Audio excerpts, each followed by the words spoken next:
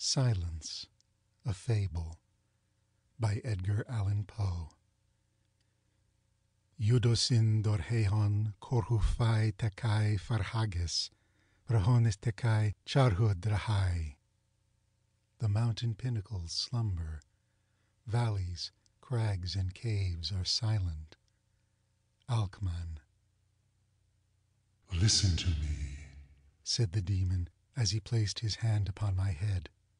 The region of which I speak is a dreary region in Libya, by the borders of the river Zaire, and there is no quiet there, nor silence.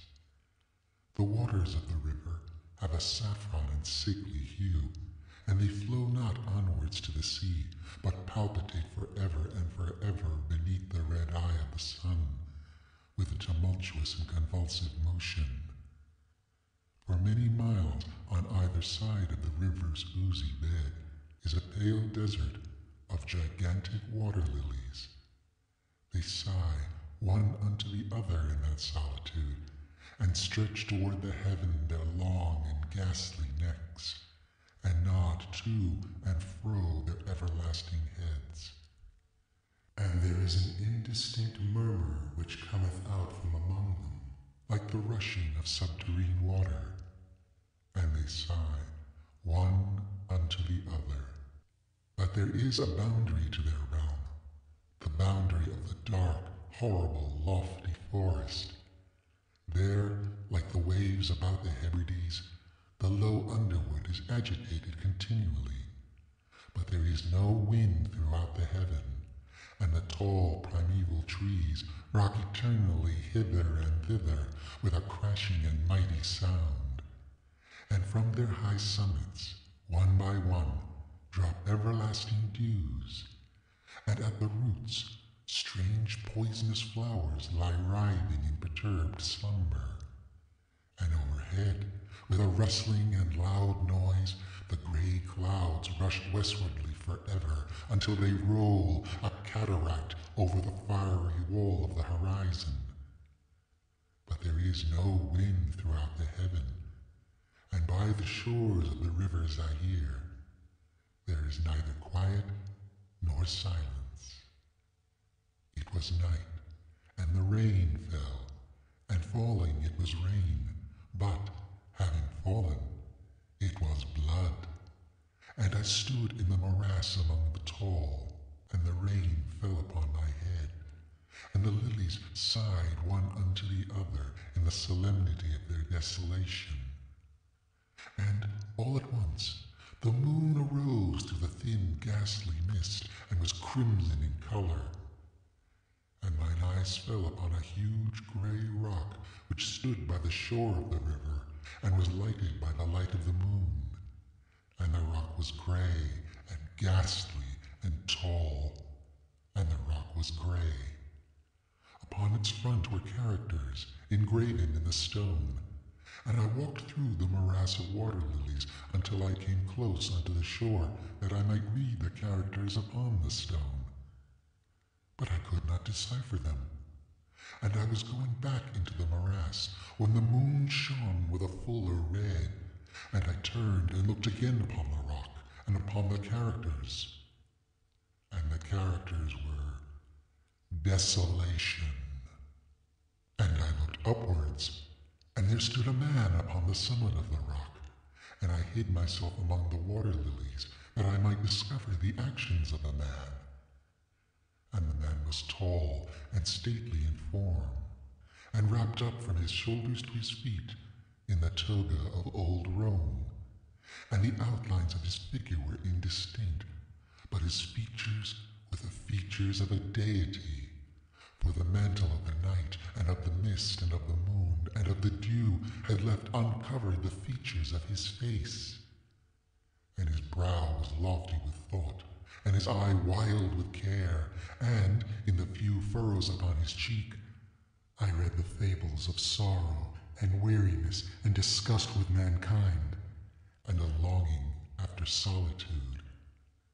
And the man sat upon the rock, and leaned his head upon his hand, and looked out upon the desolation.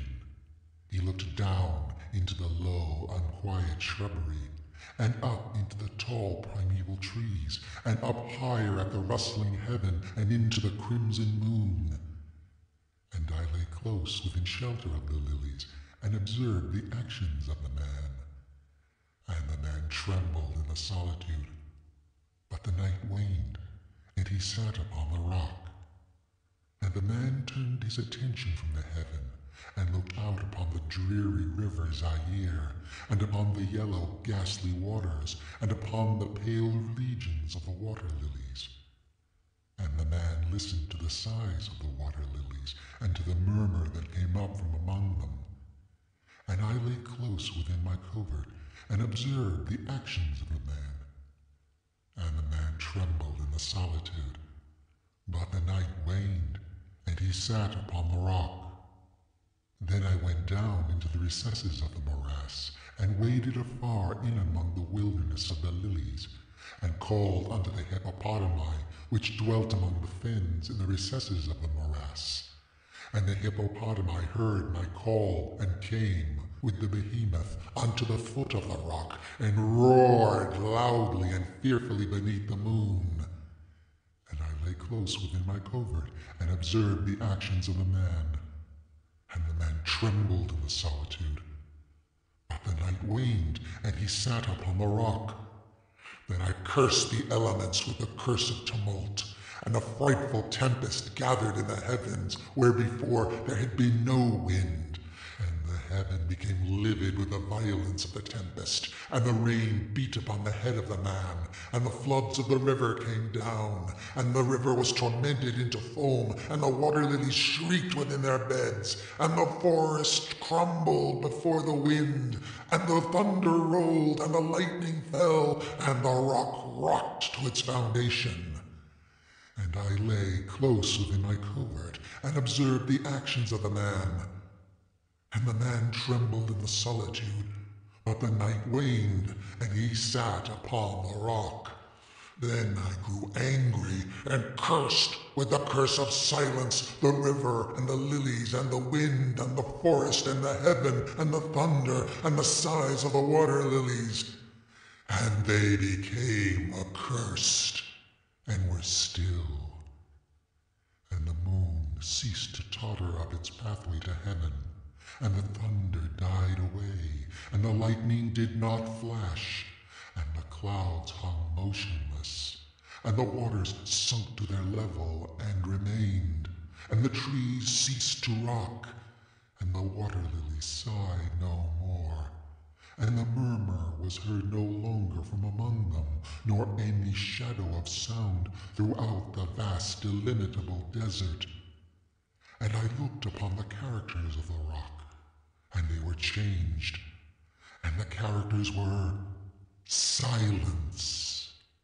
And mine eyes fell upon the countenance of the man, and his countenance was wan with terror. And hurriedly he raised his head from his hand, and stood forth upon the rock, and listened. But there was no voice throughout the vast illimitable desert, and the characters upon the rock were silence. And the man shuddered, and turned his face away, and fled afar off in haste, so that I beheld him no more. Now there are fine tales in the volumes of the Magi, in the iron-bound, melancholy volumes of the Magi.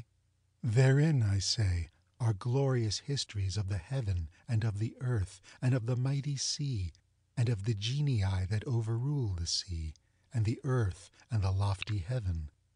There was much lore, too, in the sayings which were said by the Sibyls, and holy, holy things were heard of old by the dim leaves that trembled around Dodona.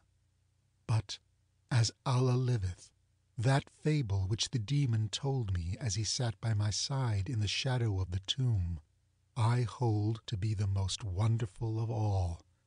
And as the demon made an end of his story, he fell back within the cavity of the tomb and laughed. And I could not laugh with the demon, and he cursed me because I could not laugh. And the lynx, which dwelleth for ever in the tomb, came out therefrom, and lay down at the feet of the demon. and looked him steadily in the face. End of Silence, a Fable.